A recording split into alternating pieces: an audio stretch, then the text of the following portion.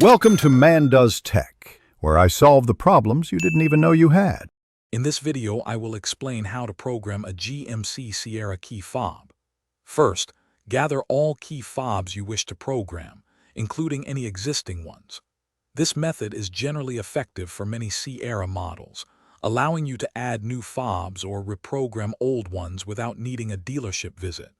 It's a straightforward process that you can complete right at home, saving you time and money. Let's get started with the initial steps. Before we begin the actual programming, make sure you are inside your GMC Sierra with all doors securely closed. The doors should be unlocked for this procedure to work correctly. Insert your key into the ignition, but do not turn the engine on.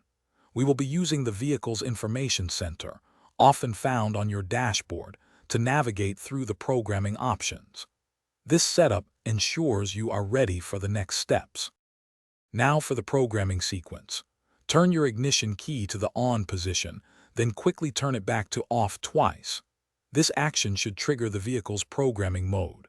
Next, take the key fob you want to program. Simultaneously press and hold both the unlock and lock buttons on the fob. Continue holding them until you hear the door lock cycle, which indicates successful programming. Repeat for any additional fobs. If your key fob doesn't program on the first attempt, don't worry. Double-check that all your vehicle's doors are completely closed and try the sequence again. Sometimes, a weak key fob battery can also cause issues, so consider replacing it if problems persist.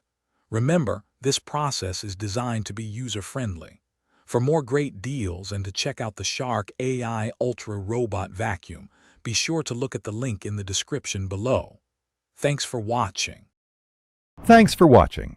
If you found this helpful, don't forget to like and subscribe.